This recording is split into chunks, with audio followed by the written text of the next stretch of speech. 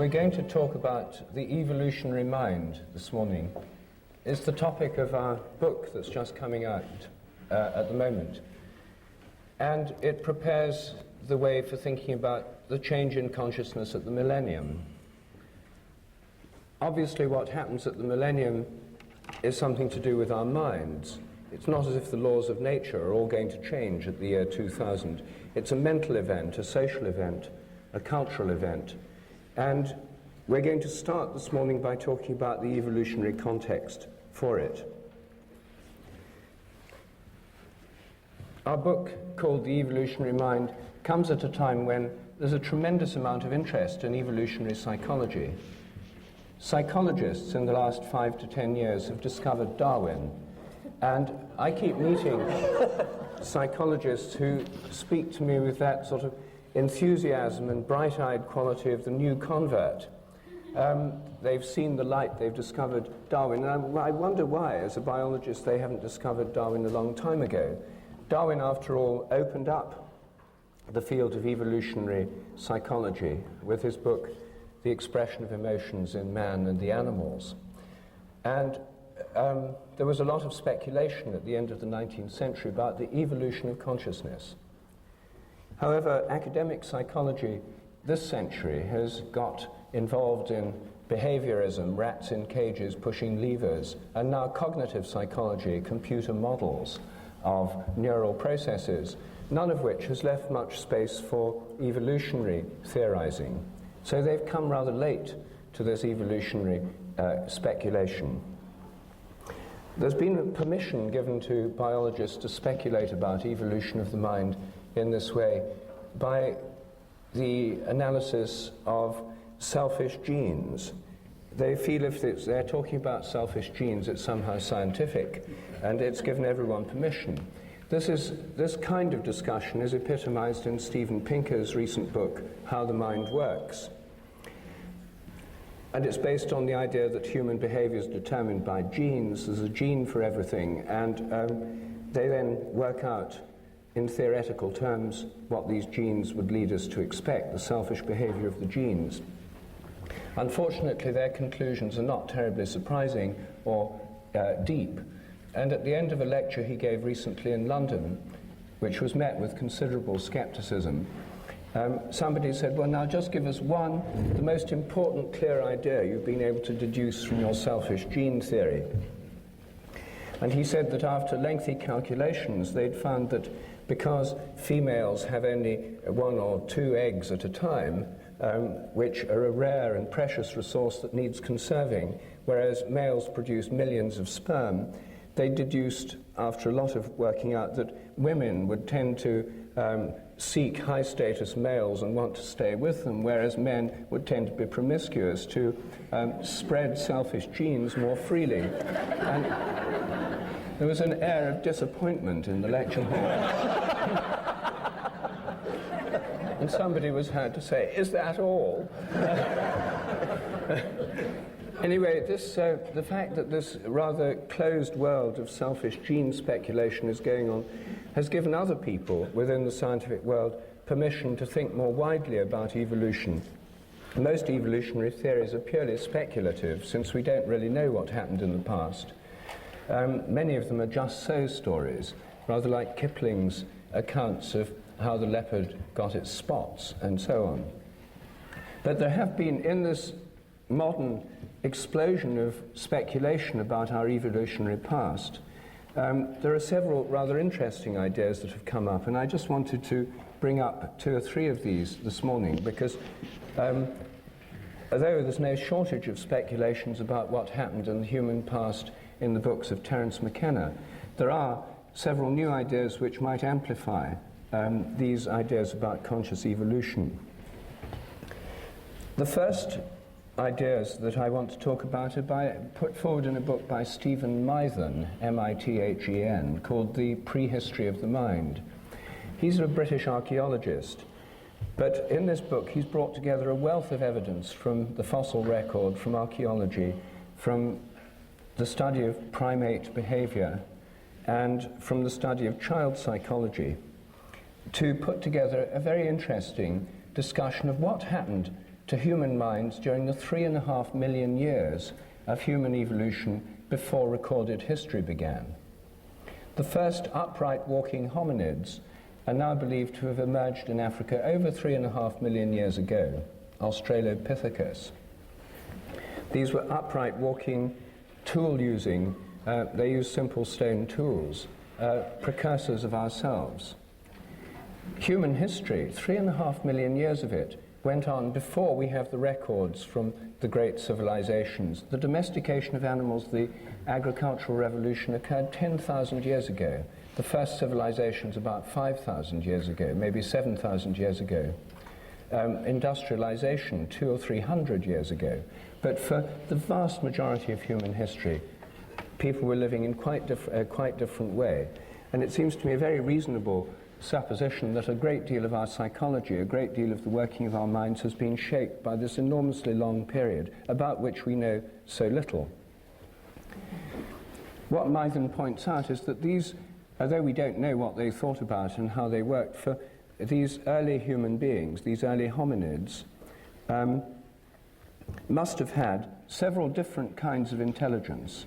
They must have had a social intelligence. They were social beings. They lived in social groups. And we know from studies of chimpanzees and other social primates that there are very subtle interactions within the group. There are dominance interactions, there are cooperative interactions. And to get it right requires a kind of intelligence about how other members of the group are going to react, what's appropriate behavior, and so on. All social animals must involve some kind of social intelligence. And we can reasonably assume that our ancestors, our hominid ancestors, had a social intelligence to enable them to live together and work together in social groups. They had a technical intelligence that enabled them to make stone tools and maybe other technical devices or technical things, maybe fibers and string, which haven't left traces in the archaeological record. They must have had a natural historical intelligence, because if you're living as a hunter-gatherer, as they did, then unless you know what to hunt and how to hunt it, what the habits of the animals are that you're hunting, unless you know what to gather, where to gather it, what things are good to eat, what things are good as herbs, you don't get very far. And this requires an enormously detailed knowledge of natural history. It's not just human beings, chimpanzees have to have this, and many other creatures. So this must have been part of their mental makeup. And then at some stage they began to talk, and they must have had a linguistic intelligence. We don't know when language began. Some people put it 50,000 years ago, some people put it much longer ago, but that really nobody knows. Language leaves no fossil traces. But something very strange happened. About 100,000 years ago, our ancestors achieved brain sizes roughly the same as ours today. So for 100,000 years, human beings have had brains of the current capacity. Yet, for 100,000 years, they were not writing programs and building computers and thinking up Einstein's equations and so on. Something else was going on with those brains, and we haven't a clue what it was. The brain size, the development of current brain size, is not the reason that there's been this explosion of technical innovation recently. Brain size hasn't changed much for 100,000 years. And it wasn't until about 50,000 years ago that there was the beginnings of art, paintings in caves and that kind of thing. What happened? Why did art and civilization only begin tens of thousands of years after the brain had reached its present capacity? And what enabled these different kinds of intelligence to give rise to the agricultural revolution, modern humanity, and so on?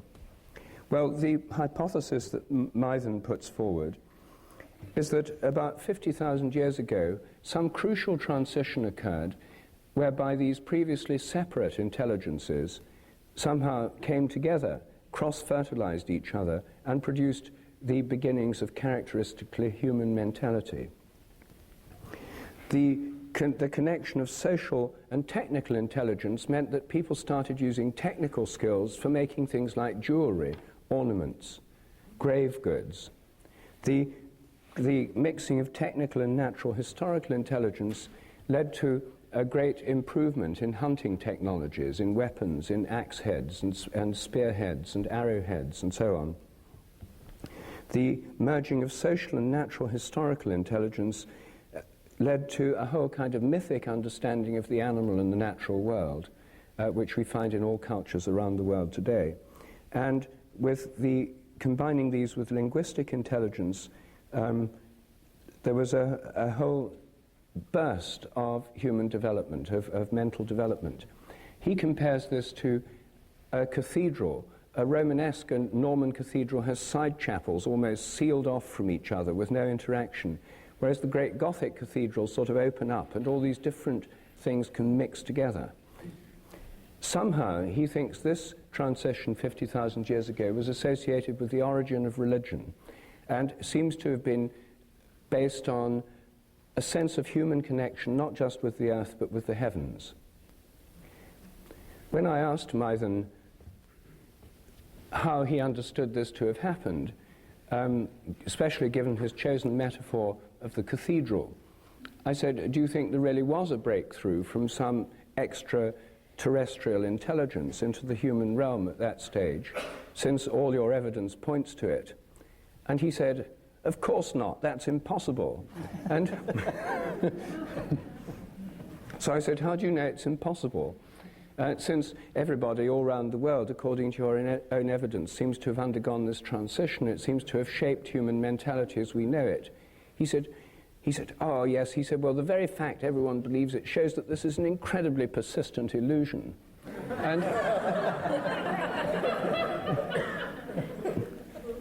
And I said, but how do you know it's an illusion? He said, because it's so persistent. And I said, surely you can have things that are true that are persistent too. He admitted in the end it was just a matter of opinion. But everything he said points towards some breakthrough to another realm of consciousness around 50,000 years ago, and something that happened with human groups all around the earth.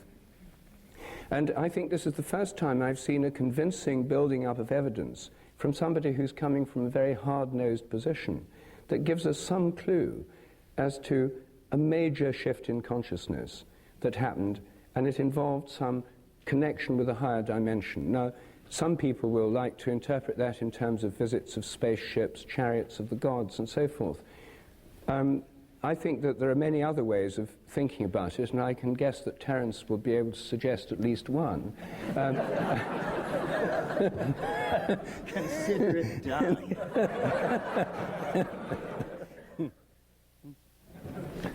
But before we there's one other speculation about the past I want to mention, which I found particularly interesting out of this year's crop of books on the subject, which is Barbara Ehrenreich's book, Blood Rights.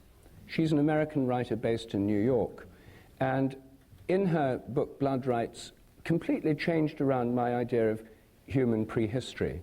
What she shows very convincingly is that our image of man the hunter striding forth onto the African savanna about 3 million years ago is, in fact, pretty implausible. Human beings were small, they couldn't run very fast, they weren't particularly strong, their tools were extremely primitive. It's much more likely that for most of human history it was not man the hunter, but man the hunted. In fact, most bone remains of early hominids show the marks and scratches and tooth marks of large cats on them. Human beings were on the African savanna with lots of game, but also with lots of big predators. They were extremely vulnerable. And a great deal of human mentality, she argues, was shaped by millions of years of being preyed on by large predators.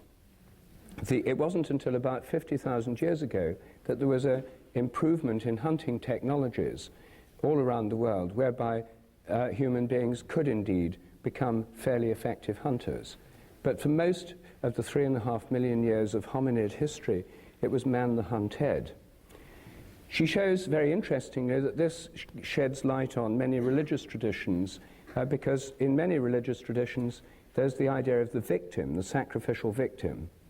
If you're a herd of wildebeest or baboons in a group out in the desert, and a predator approaches, the predators usually attack isolated members of the group, the old, the young, or sometimes the young males who are defending the group on the periphery. Those are the ones that get killed first.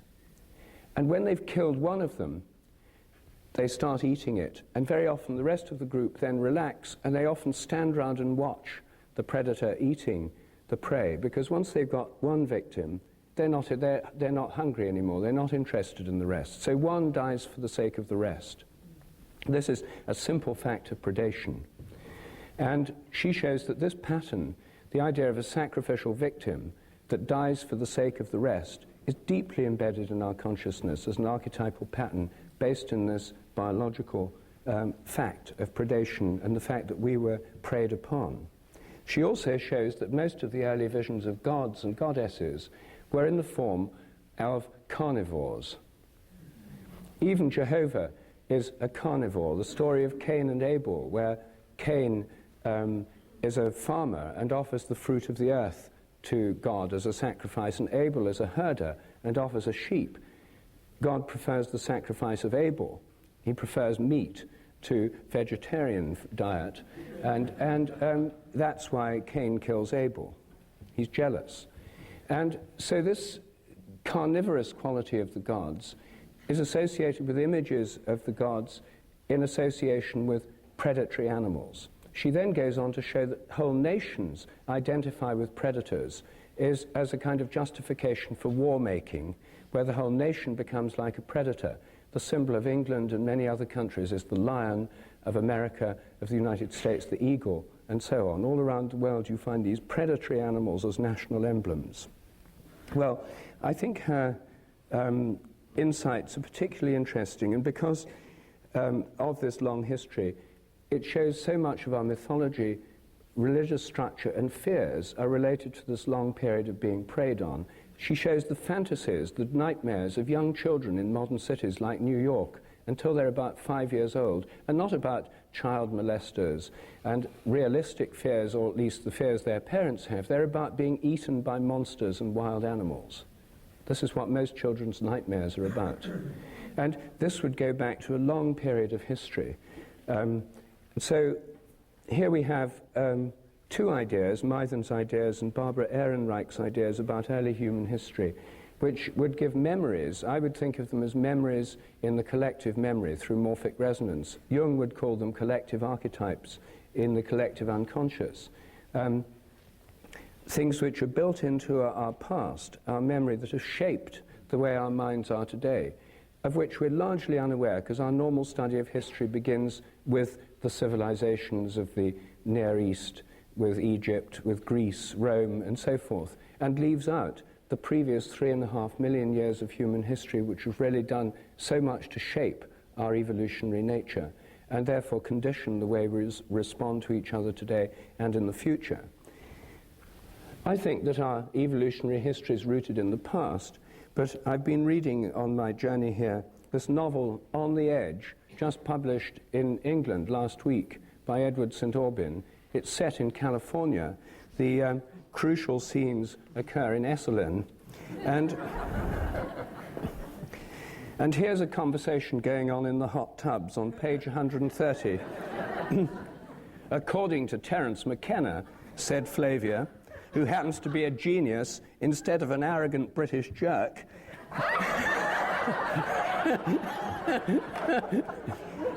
history is rooted in the future.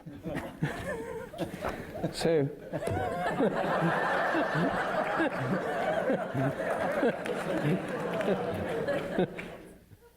can I jump in? Well, first of all, let's just assume that I've responded to this with the usual rap about diet, mushrooms, so forth and so on, that if you know anything about my work, you have heard ad nauseum, ad infinitum. So just go past that and say, and remind you, Rupert and I have not really had a good conversation for 20 months, but I guess, arranging ourselves according to the demands of the morphogenetic field, we're sort of thinking along the same creodes, because in my trying to understand at greater levels this moment of transition 50,000 years ago, or this moment of breakthrough, what exactly were the elements and how did it happen? I've sort of come very close to this area that Rupert's indicating this morning, because I can't help but notice that a successful predator must think like prey, that there is this peculiar intellectual symbiosis that goes on between the predator and the prey. And hunting cats, top carnivores, I think, internalize the behaviors of their prey. Well, at the very dawn of the emergence, of the evolutionary emergence of mind, the central human figure in that equation is the shaman. And the shaman at the high Paleolithic stage is essentially a kind of sanctioned psychotic. In other words, able to move into states of mind so extreme that their immediate social efficacy is arguable. And to condense that into common English, what I mean is the shaman is a person, a designated member of the social group, who can mentally change into an animal, who can become so animal-like that other members of the social group are appalled and draw back. And so in a weird way, at this fractal boundary where human consciousness emerges, the first human consciousness was not human at all. It was a human ability to model effectively the thinking processes of other predators. With mathematical models. With mathematical models and precision, yes. And so, yes, what we're talking about when we're talking about hunting is we're talking about strategic thinking. And strategic thinking always involves bifurcating trees of choice. If we go to the water hole at dawn, perhaps we can make a kill. If we take food and leave the women and children and go in this direction several days, perhaps we will make a kill. Perhaps not. Perhaps by abandoning the women and the children, we will undercut our gene pool and return to catastrophe. Strategic thinking. What strategic thinking requires is the ability to contemplate possibilities not immediately present. In other words, there's a kind of time-binding function here. So I'm really not so much posing a question to Rup as adumbrating what he said. I think this is where it all comes together in this very complicated relationship between fear, expectation, strategizing, and the imagination. The two areas where I'm sure we spend a great deal of time studying these bifurcating trees of possibility were in the food gathering and hunting domain, and then in the sexual domain, which today we call erotic fantasy. But in the high Paleolithic, erotic fantasy was rather closely welded to where your genes went and how your biological propagation processes proceeded. So the key, whether you believe it was through the stimulation of psilocybin or through the aping of the behavior of other top predators that we aspired to compete with, whatever the causal mechanism, the domain in which the change was born and in which we will live until we leave the body behind us is the domain of the imagination. I mean, this is what we created that is uniquely human and that has defined us ever since. And as this discussion today proceeds to look more into the future, I think we will see that as the imagination has been our past and the cradle of our humanness, so it also is the domain in which our trans-human metamorphosis will occur. Something like that. Hey, as far as I can see, this is dancing around an intellectual black hole or something. Here we have, the question is posed, as I gather of Stephen Mython, that in the evolution of consciousness or culture, I'm not sure which, that there was a bifurcation 50,000 years ago, which is of interest to us because we're in one now. And the question is, what was it caused by? And then Rupert proposed that you would, of course, answer the psilocybin mushroom on the plains of Africa. And but you didn't to mention think strategically. But why this need not only was a constant throughout the 3.5 million years evolution of hominids, but also in pongids, apes, and swarming bees, schooling fish, and so on. This is more or less no news here. What was it then that happened 50,000 years ago, if anything happened? So I know that this will not be a favorite hypothesis in this audience, but it's one that has to be counted. You asked for, are there any other, what did he suggest actually, Stephen Mython? He doesn't give a very clear explanation as to why this might have happened. Well, he's a youngish man, I suppose. Yes.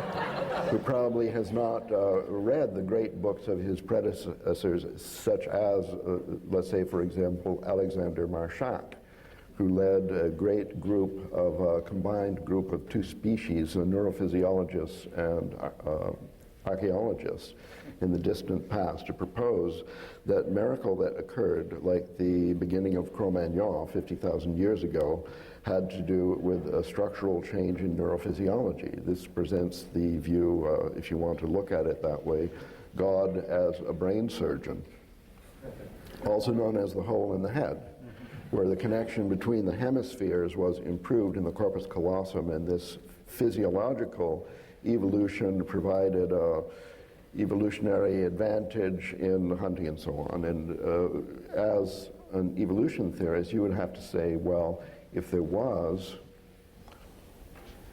divine brain surgery, then it could have been in response to a leading element in the evolution of some morphogenetic field.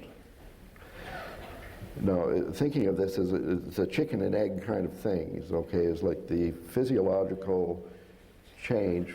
There was a physiological change, was there not? Didn't Stephen Mython mention that? Well, you can't from skulls. All you've got Oh, is you skulls. can. No, you can. That's the whole point, that these skulls have been examined microscopically by Alexander Marchak. And the changes in the skull, morphological changes, sharply divide that particular event, including the enlargement of the frontal lobes, which was considered, because of Broca's brain, to be the physiological foundation for the development of speech, whereas we would say, probably, I'm guessing we would agree that the enlarged brain, Broca's brain evolved because as we had already started speaking and had the need for more vocabulary, the things favored the larger vocabulary in terms of hunting, gathering, escaping large carnivores, and so on. Anyway, there's a dichotomy of two different views about this bifurcation, the divine intervention one and the physiological DNA random mutation natural selection one. Isn't that it? And in this dichotomy, we see you opposed, because Terence believes the eating psilocybin mushrooms is a purely material explanation, right? It requires no recourse to a divine intervention in the field. Angels, dreams, you use the word imagination. But he's not suggesting a literal divine intervention. He's just speaking metaphorically. Well, Mython might be. Mython's speaking metaphorically. I think I'm speaking literally. Because I think, you see, one of the things we have to explain is that religion, or some sense of a beyond the human realm of consciousness, is found in every human culture today, in some sense, in some way or another, a world of spirits, a world of angels, of gods.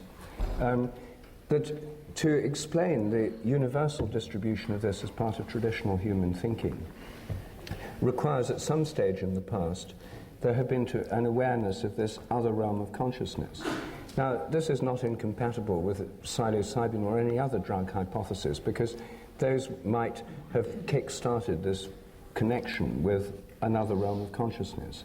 But if we assume that today, all over the world, shamanic cultures and all other cultures have the sense of other levels and other kinds of conscious entities beyond the human level, some in animal forms and some in forms way beyond that, we have to assume that at some stage in the past there was a linking with these other realms of consciousness, whatever they are.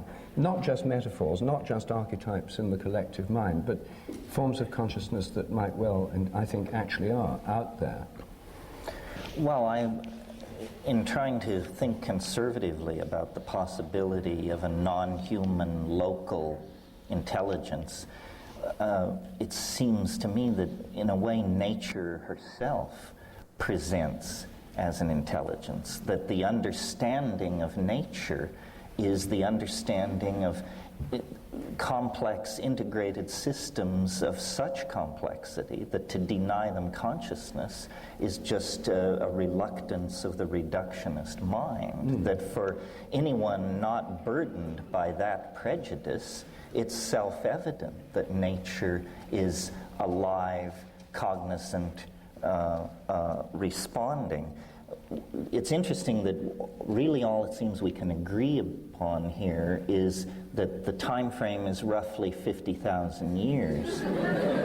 Well, so a whole bunch of things are triangulating on that moment. One could say, as I've argued, that it was the eating of psilocybin mushrooms. You could make a more general statement and say that was a subset of the consequence of an omnivorous diet. But if I may, sure. Where exactly were these mushrooms 100,000 years ago? Well, the way I think about it is there was an incremental involvement that had punctuated breakthroughs in it. In other words, the slow meeting of mind, mushroom, social complexity, acoustical abilities linked to neurophysiological states didn't just smoothly proceed. It all came together, but then at a certain point it gelled. And this is this 50,000 year point where social understanding, technology, linguistic repertoires, depth of diet, Well, you're clinging to this material stuff. I think it's about time that we... Well, there will be a material component, even if you believe angels descended from on high. Well, I suppose that, you have the software that draws the novelty wave. You're a novelty theorist. We might appeal to novelty theory as a explanatory strategy here, a cognitive strategy in dealing with the bifurcation 50,000 years ago. If you run the program back for 100,000 years, do you or do you not find a kink there in the novelty wave in 50,000 BC? I mean, no, it's not based on data, only extrapolation, but is there or isn't there? Well, I think there were a series of breakthroughs. For instance, 120,000 years ago, the modern Homo sapiens sapien form appeared. In other words, no. In short, no, there's no... Both and, I think. The invention of writing 9,000 years ago was an enormous breakthrough. But all of these things proceed out of the further integration, complexification of the nervous system in connection with the function of the imagination. Believe this, that you're presenting yourself as a conventional materialist evolutionary theorist. The galactarians who built the mushroom intended.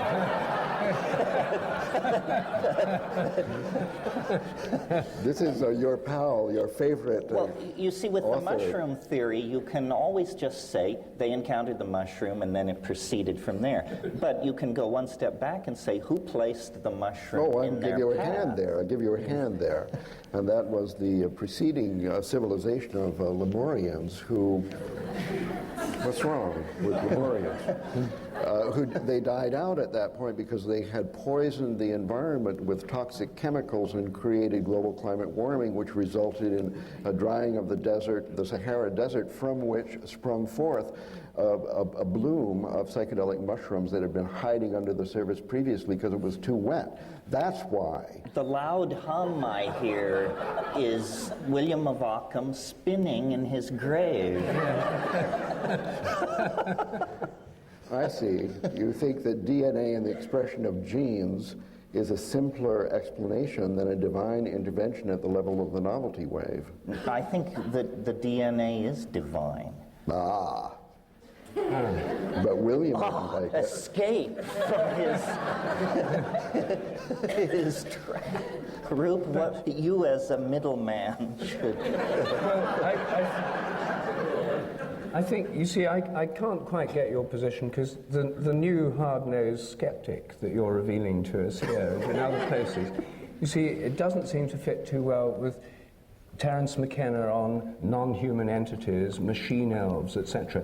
I mean, the idea of other kinds of consciousness, other forms of entity that are not just inside our brains and appearing in relation to deranged states of mind, pharmacologically induced. The idea that they're out there seems to me an essential part of most of what I've heard you say over many years. Well, I'm sort of getting into what I intend to say later, but I think the key thing is not to concentrate on materialist versus non-materialist explanations, but to realize that the new vision of nature is not as matter or energy, but as information. And information is expressed in the DNA, it's expressed epigenetically in culture. What's happening is that information was running itself on a primate platform, but evolving according to its own agenda. In a sense, we have a symbiotic relationship to a non-material being, which we call language. And we think it's ours, and we think we control it. This isn't what's happening. It's running itself. It's time-sharing a primate nervous system and evolving toward its own conclusions. Now I've just shot my talk, so... And it's so early in the morning. Yes, well, this is this damn drug I'm drinking. It makes you give it all away too soon.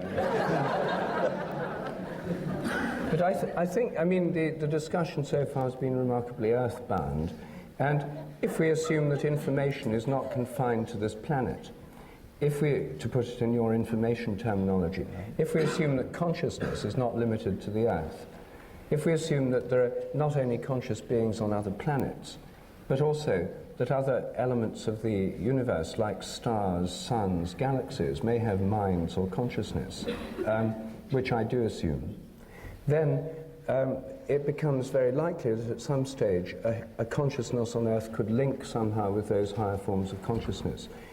Who knows how? Maybe by something like interplanetary telepathy, something of that kind. So if there's some link of human consciousness with other forms of consciousness in the universe, then when that contact was established, there would be a big transition. That it could have been propelled or kicked off by drugs, it could have be kicked off by some mutation that led to more nervous interconnections. But when it happens, this connection with other forms of consciousness would transform human nature. Yes. And it would fit with the facts, because there's a belief in this. You see, now we're off the planet at last. Can I remind you, Terence, of a quotation from the front pages of your first book, speculating that mushroom spores are intergalactic travelers, that they have a hard case impervious to ultraviolet rays that enables them to float on the galactic wind from planetary system to planetary system, bringing us, as Rupert suggests, linguistic communications from other life forms, including immaterial life forms that they've been in conversation with in the past. I think that this is an approximate summary of your preface. But notice how materialist and space and time bound that hypothesis is. I could agree with everything Rupert said. I think now our intellectual toolkit has been enriched by the virtual confirmation of the idea that there is a Bell-type non-local aspect to the universe. So I do think we're in contact with all intelligence in the universe through the Bell non-local connection, but that means that it has no historicity, this connection. It has always been there, complete and entire. So why there is a sense of progressing toward it or it erupting through into normal earthbound affairs is not because someone in the Andromeda galaxy makes a decision, now we will reveal ourselves to the Earthlings.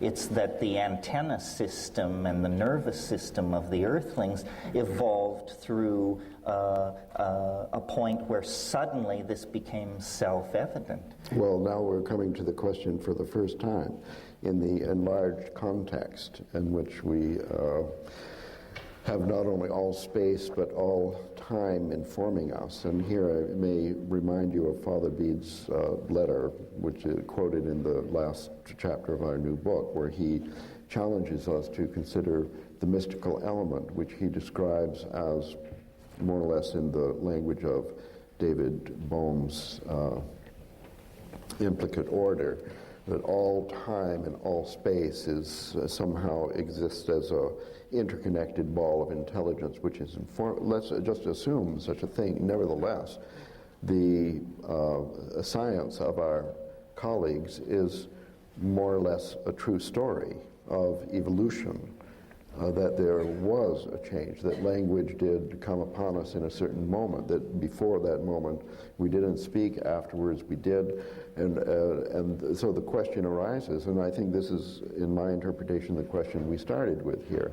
How could it be that with or without a divine intervention that there is this more or less linear progress in human intelligence, culture, capability, tool using, and exponential population growth that is correlated without any causal implication with the descent of the novelty wave?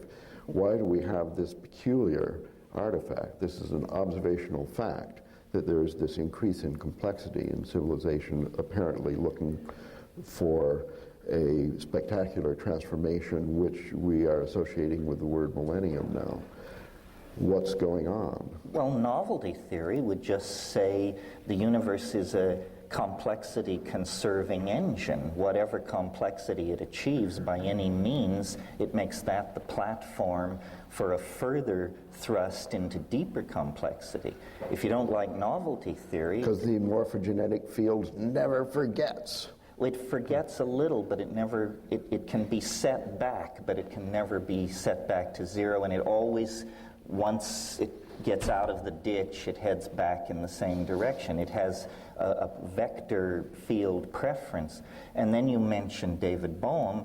His idea of emergent properties seems to achieve the same end without a telos of novelty theory. He simply says when you complexify a system, new properties will emerge suddenly and unexpectedly that couldn't have been predicted. If you put emergence theory with novelty theory, you see that the universe could not but proceed along the line of complexification of morphogenetic expression, density of connectivity, and all the things that retard entropy and give rise to, in fact, the complex, non-entropic, ordered, apparently teleologically informed cosmos that we're in. Well, now we see then that what you've described Why do you is... laugh? It was one of those verbs, was a bit extraordinary. Okay. That there is then revealed a kind of evolutionary theory as a cosmological hypothesis. This is a theological position, basically, that there is a timeless, implicate order, and there is life on planet Earth and in the rest of the universe, which evolves according to this theoretical rule by an increase of complexity. When something is revealed, there's a development. It's not forgotten. It builds upon that. And this mystical unit, while knowing all, is not telling all, but revealing gradually, because just that's the law of life as we know it. In three-dimensional space and time.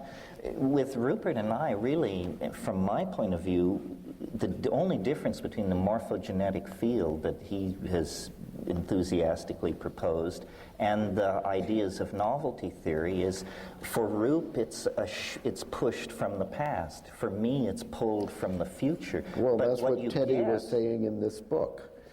Well, but what you get in the end of the day is the same thing. It's just a matter of preference and how much of orthodoxy you want to grind against.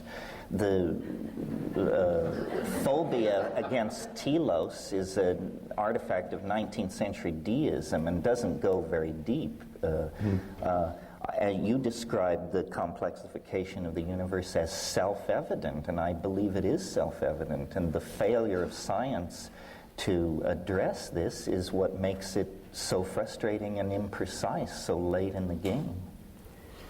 But the trouble with the emergence view you've been putting forward is that it's still very earthbound. You see, there's obviously been a major emergence of complexity in human culture. There's also been a huge emergence of complexity in the Amazon jungle and the Malayan rainforest, arguably far greater than anything we've achieved through technology, and millions of species of beetles, insects, plants, and so forth.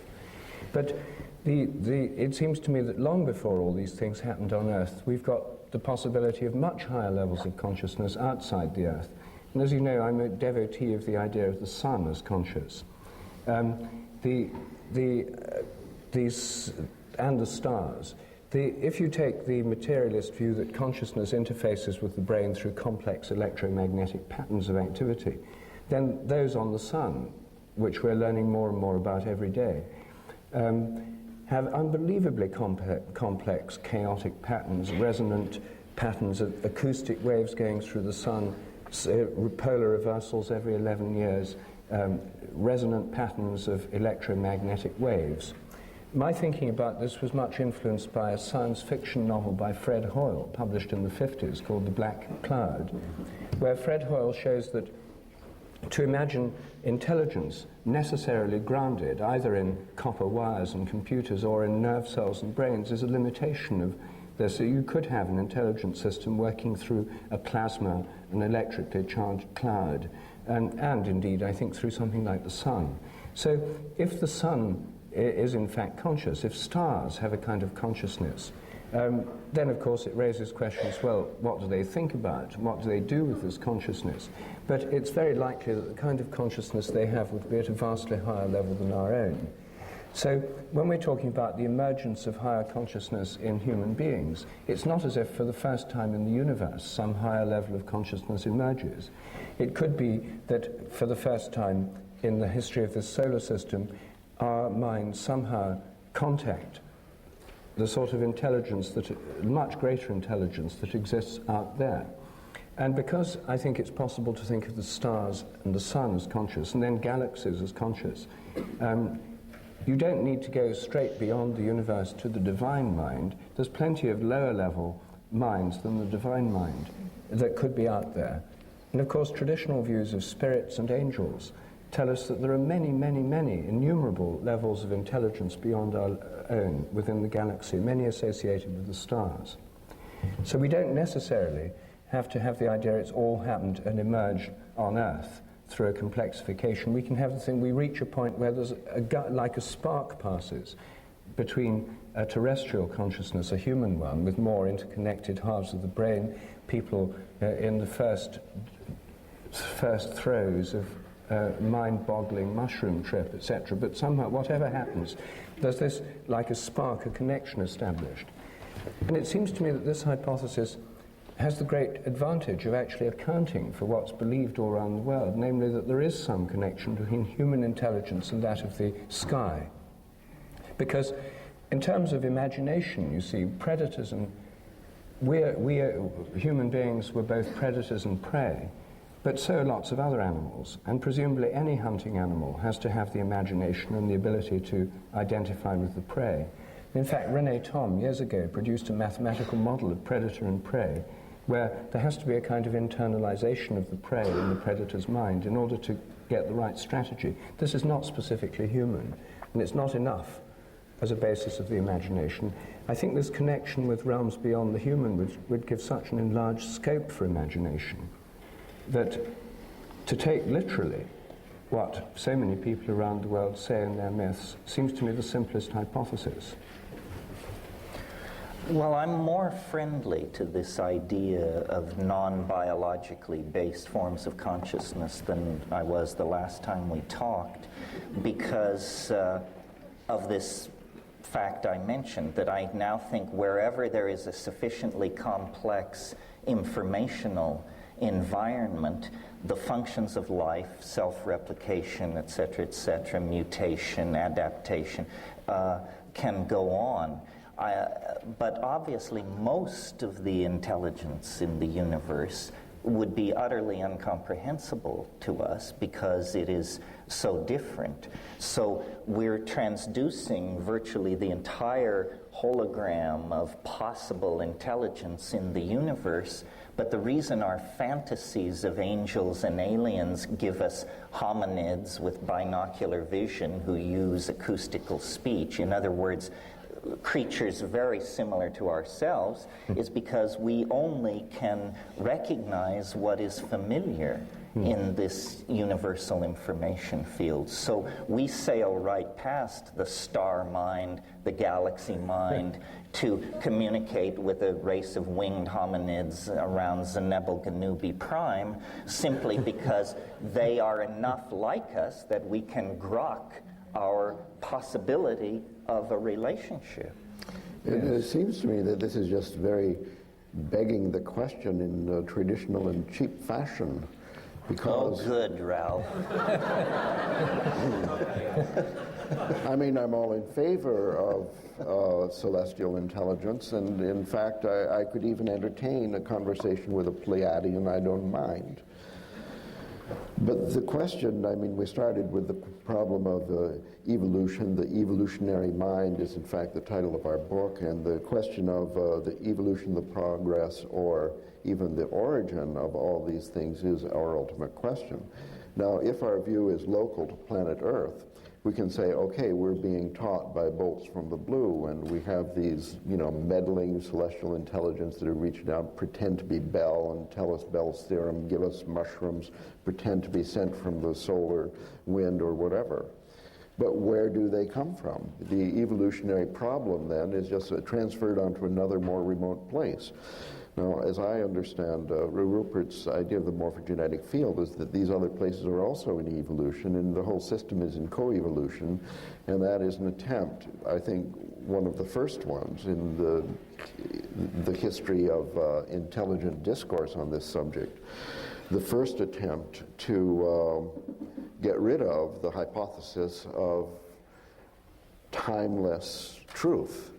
But if you get rid of that hypothesis, you have a whole bunch of weird problems, such as then you have to talk about the speed of propagation of novelty or morphogenetic fields, and then you're slammed to the wall because you have to either come up with a number which you fit into a mathematical architecture, or you say that it's instantaneous, which returns you to this holistic, more metaphysical thing. If you don't believe that it's coming from the Bell space, then you have a whole bunch of these kinds of problems, which I think intuitively make it too complicated. Let it be instantaneous. I mean, I think the whole question of time is, in fact, behind this problem, that we have this idea about time, and then we're trying to talk about a timeless. So one way to eliminate this cognitive dissonance is to say, okay, there is no timeless, it's all in co-evolution, and we're a little bit behind the evolution of the Pleiadians, and then, well, where does that come from? We're stuck with the problem. So I think, you're talking of the attractor at the end of time is more or less the beyond time is the intelligence that it informs, that nourishes the accumulation of complexity as we go along, apparently in time. Well, I think the attractor is complete in and of itself in another dimension. The process of history and biological evolution is the growing complex enough to grow toward the thing and understand it. So is our process of growth then nourished or not nourished by some flow of something that comes from this attractor at the end of time in another dimension? It contributes the trajectory of our approach. It defines the domain in which we are moving toward it. We couldn't even talk this without chaos theory. No, right? Chaos theory stands behind this very powerfully. Well, I don't know, Ralph, people have been talking about this for a long time before chaos theory came along. But in such a muddled fashion. Compared with the sublime clarity of our present conclusion. Precisely. So I don't quite see why chaos theory is an essential ingredient. Forget chaos theory. I'm interested in the possibility that in your deepest musings on this problem, you have rather avoided Father Bede's challenge to grapple with infinity, and that in the idea of the co-evolution of morphogenetic fields begs the question of the existence of a timeless or eternal truth, pattern, guidance, or something, which is, well, but are you? I don't know. I mean, Father Bede used the word mystical, but of course he was a priest. I don't think he meant the essentially incomprehensible. In other words, I don't think we're going to get to a place where we then say, from here on it is mystery and rational apprehension fails. My notion of the mystical is simply that which remains to be understood, and there will always be a residuum of mystery in principle, but in principle it is not mysterious. Oh, I think, I don't agree with that, I must say. I think thought you might not. No. Well, we'd soon be out of business if we're talking at the edge of the unthinkable, if we actually, everything suddenly becomes thinkable. Even in principle? I think that, given the nature of a human mind, evolved to deal with large predators, hunting on African plains, gathering herbs, etc., dealing with social problems, human relationships, etc. The idea that this evolution has equipped us with minds and language and cognitive abilities that enable us to comprehend the entire universe, where it's come from, where it's going, what minds and mind may lie beyond what we see. The idea that this very small part of the evolutionary system, with all the limitations inherent in it, could comprehend the whole, seems to me a rather improbable supposition. And I think that the point about mysticism, or what the Greek church calls apophatic, that is that the ultimate, in the end, does lie beyond what we can think. Our thinking can only take us so far.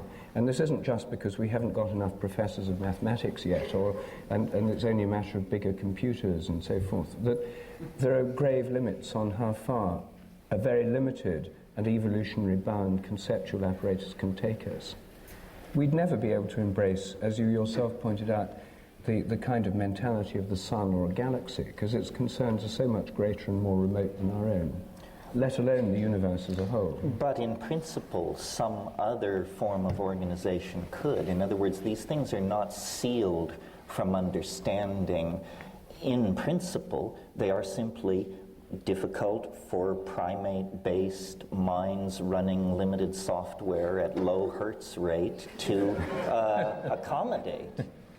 But yes, but I mean, if presumably the solar mind, if there is one, could understand, have a pretty good intuitive understanding of the minds of other suns, I mean, if the sun has a mind, part of its activity, I think, would be concerned with the solar system. It would be like the brain of the solar system.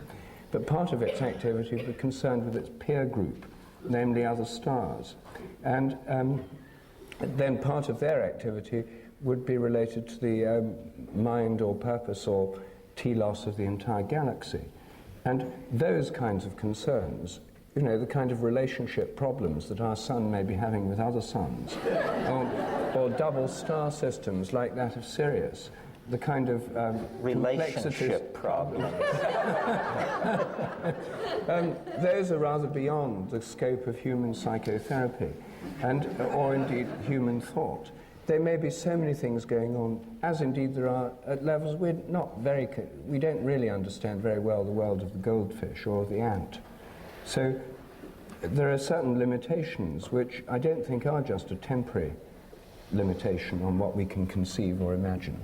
Well then, until we run out of energy to conceive and imagine, are we conceiving of the solar mind, if it exists, as evolving or fixed? No, it must evolve. It must evolve perhaps on a different time scale, which is the time scale of relationship in their own community, Yeah. which is the 15 billion year time frame since the Big Bang. Is that what you're thinking, that we're coming to the crux of it here? I think the evolution of the solar mind would be related to what happens here, because we're part of the solar system. And I would assume that because all planets and everything that's happening within the solar system feeds back and influences the solar mind, that it would somehow, it's not just the mind of the sun, it's the mind of the solar system. But it's evolving since the birth of the Milky Way and that's right. And what's of going on here is part of its evolution. We're within it and contributing to it. So the morphogenetic field then of the all and everything had a birth moment with the Big Bang. Is that what you're thinking, or? Well, I'm assuming that if we take the Big Bang theory to be, if we assume there was a Big Bang, I know you're very skeptical about the Big Bang, it's only a story, it's a myth. But if we take this creation myth of modern science, then that must be the birth of the field of the whole system. Yes. And modern physics in the unified field theory, superstring theory, tries to explain how you start with a unified 10-dimensional field that then evolves the other fields of nature within it. So that's standard physics. I mean, it's not part of my particular view of things. No, but the consciousness of this all and everything, I mean, the solar minds contribute to the consciousness of the Milky Way, which is one galaxy, which then has the psychotherapist in its relationship with the nearby galaxy. Yes, in the galactic cluster. And actually there's a synchrony of thought due to the fact that Bell's theorem connects them from the Big Bang and so on. But isn't all you're saying is that the universe is a modular hierarchy from atom through cells, societies? I'm challenging you to answer where the morphogenesis comes from that leads to a complexity and things like the birth of life, if it's simply the co-evolution of a physical system since the Big Bang. Novelty theory has answered this question. It comes from the satisfaction future. Of your mind and all smaller. Well, at least to the satisfaction of someone. But it doesn't explain either the origin of the novelty wave itself, nor does it, you see, there are many models, of course, of cosmic evolution. And one of them is that because you have the cosmic expansion, that for some reason the primal explosion, Big Bang, throws everything apart, so it's all moving apart. That means things cool down. As they cool down, more form and order can appear, and it literally makes more space for things to happen in. That the arrow of time, the arrow of evolutionary time, and the driving engine of evolution is the cosmic expansion, which means nothing can ever be stable, can ever stay the same, because the whole cosmos is unstable. It's always expanding and cooling. And given that, through all sorts of phase transitions, as you cool a plasma down, as atoms appear, and then as gases condense to liquids and liquids to solids, the cooling process involves the appearance of more order, more form, when there was less before. There was very little the moment of the Big Bang. So the cooling and expansion more or less force the appearance of more structure, pattern, order. And you could say that that gives scope for creativity all the time. There's always the scope for new things to happen. And it's a long-standing debate among evolutionary theorists as to whether this is following a pre-established plan or being drawn towards an already existing future goal, or following a pre-existing set of laws or rules like the novelty wave, or whether it's all being made up as it goes along. And I'm much influenced in my thinking by Bergson, the Henri Bergson. In his book Creative Evolution, he very strongly defends the idea it's all being made up as it goes along. That doesn't mean to say that around the evolutionary process are not minds and imagination, but it makes the creative process of evolution more interesting rather than less, because it's not decided what's going to happen next. There are imaginations of many levels, including human imaginations, at work here, looking at alternative possibilities. New things happen, and then what happens next depends on what's happened already, and the new possibilities of imagination that open up, but without the goal being fixed in advance. No, I have no problem with that. I don't see how, for instance, someone could hypothesize that all the laws came into existence simultaneous with the Big Bang. For example, did the laws of gene segregation come into being a billion years before biology existed anywhere in the universe? That seems naive and preposterous. Whitehead had this idea of what he called the aboriginal God. What we call natural laws are simply habits of a very ingrained sort, and habits can change, and in more dynamic regimes, a mind, a society, habits can change overnight. So what is given is that there shall be ever greater complexity. What is not given is how this complexity shall arrange itself, or what the final end state will be. It's a story that's being told as it unfolds. It's a game whose one of the rules of which is the rules can change.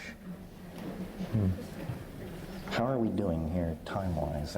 Good. Good. Okay. Real good. Good.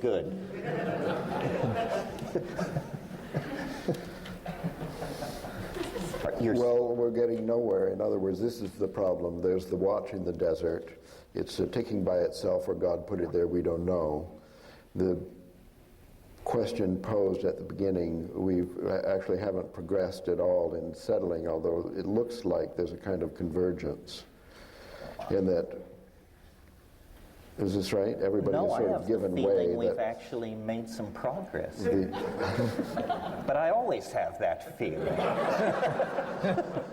Well, the attractor at the end of time, then, as I gather, is only has in it simple rules of a board game that says the complexity is going to increase, and how it's evolving, and things like DNA rules and stuff, we can make up as we please as we go along. Whatever natural selection approves of will then come to pass.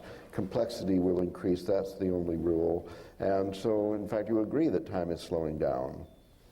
Well, time is slowing down as the events potentially contained within any given moment exponentially expand. In other words, we're sort of in a situation of a spaceship falling into a black hole. From the point of view of a distant observer, the spaceship falls into the black hole, there's a flash of hard radiation, and the story is over. From the point of view of the people on the spaceship, the relativistic stretching of the timeline means you fall forever, and you never reach the conclusion. So, in fact, the consummation of the universe may be only 14 years away, but there may be enough time between now and then to reiterate the life of this universe a trillion to the trillionth times. Time is not a tyranny. It's a relativistic medium subject to all kinds of plasticity. There are many ways out of any assumed corner we paint ourselves into.